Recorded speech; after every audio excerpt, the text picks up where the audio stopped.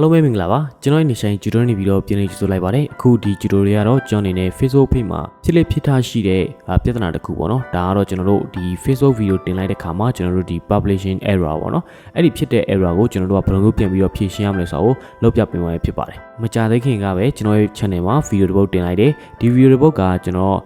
ပြောမယ်ဆိုရင်တော့ဒီ video တစ်ပုဒ်ကကျွန်တော်ရဲ့ page ရဲ့ new feed မှာလုံးဝမတက်လာပဲနေပေါ့နော်ကျွန်တော်ဒီလုံးဝမတက်လာဘူးမတက်လာပဲနေကျွန်တော်တို့ရဲ့ဒီ video ထဲမှာသူကပေါ်နေတယ်ဒါပေမဲ့လုံးဝကျွန်တော်ရဲ့ Facebook ရဲ့ new feed မှာမတက်လာဘူးပေါ့နော်ကျွန်တော်ခဏတင်လိုက်တဲ့ video ကဒီ video ဖြစ်ပါတယ် video ထဲမှာရှိနေပေမဲ့ပေါ့နော် new feed မှာမတက်လာဘူးဖြစ်တယ်ပေါ့နော်ဒါဆိုရင်ကျွန်တော်တို့ဒီ new feed မှာပြန်တက်အောင်ဘယ်လိုမျိုးလုပ်ရမလဲဆိုတော့လုပ်ပြပေးမှာဖြစ်ပါတယ်ကိုယ့်ရဲ့ page မှာပေါ့နော်ဝင်လိုက်ပါကိုယ့်ရဲ့ page မှာဝင်ပြီးဆိုတော့ကျွန်တော်ဒီ bed channel မှာပေါ့နော်ဘယ် bed channel မှာမြင်ရတယ်ကျွန်တော်တို့ creator studio မှာဝင်လိုက်ပေါ့နော်ဝင်ပြီးတာနဲ့ကျွန်တော်ကတော့ဒီမှာဖွင့်ထားပြီးဖြစ်တဲ့အတွက်ပေါ့နော်ဝင်လိုက်မယ်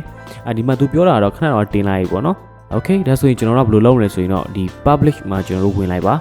ခဏတော့ကျွန်တော်တို့လွှင့်ထားပြီးတဲ့ video ပေါ့နော်ဒါဆိုရင်ကျွန်တော်တို့ရဲ့ဒီမှာတင်လိုက်တဲ့ video မှာသူက issue တစ်ခုဖြစ်တယ်ပေါ့နော်ပြောမှဆိုတော့ပြဿနာတစ်ခုဖြစ်နေပြီပေါ့ဒီညမှာဆိုရင်သူကပြောနေလိမ့်မယ်ကျွန်တော်ဒီ issue မှာလာထောက်လိုက်ပေါ့ဒါဆိုရင် video publishing error ပေါ့နော် video ထုတ်လွှင့်တဲ့အခါမှာထုတ်တင်လိုက်တဲ့အခါမှာ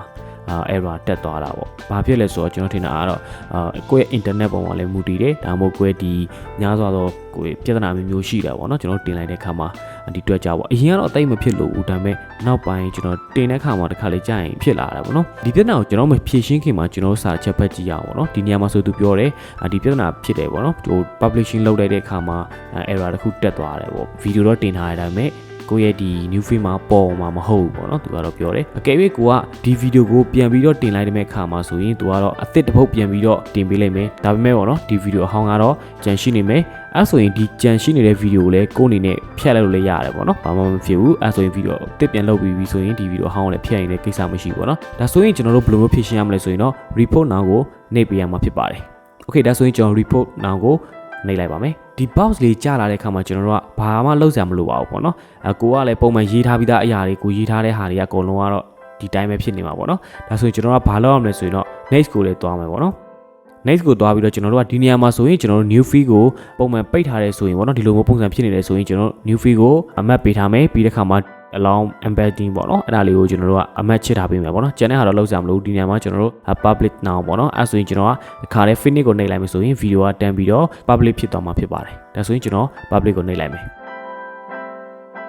okay ဒါဆိုရင်တော့သူ့အနေနဲ့ပြောပြီးပေါ့နော် your video post is processing ပေါ့နော်တင်နေပြီပေါ့ပြောမယ်ဆိုရင်တော့အဲ့ဆိုကျွန်တော်တို့ပိတ်လိုက်မယ်ပြန်ပြီးတော့ဘာလုပ်ရမလဲဆိုတော့ refreshing လုပ်ပေးရမှာဖြစ်ပါတယ်အဲ့ဆိုကျွန်တော် refresh လုပ်လိုက်မယ်okay ဒါဆိုရင်ကျွန်တော်တို့ရဲ့ video ကတခါလဲ automatic ပေါ့နော်တင်သွားပြီဖြစ်ပါတယ်ဒါဆိုရင်ကျွန်တော်ဒီအဟောင်းကိုဖြတ်ထုတ်လို့လည်းရတယ်ပေါ့နော် report ပေးနာက delete post ကိုကျွန်တော်နှိပ်လိုက်မယ် okay cancel and delete ဒါဆိုရင်ကျွန်တော်အဟောင်းကတော့ပြတ်သွားပြီပေါ့နော်ဒါဆိုရင်အစ်စ်ကကျွန်တော်ရဲ့ page ရဲ့ new feed မှာပေါ့နော်ပေါ်နေဖြစ်ပါတယ်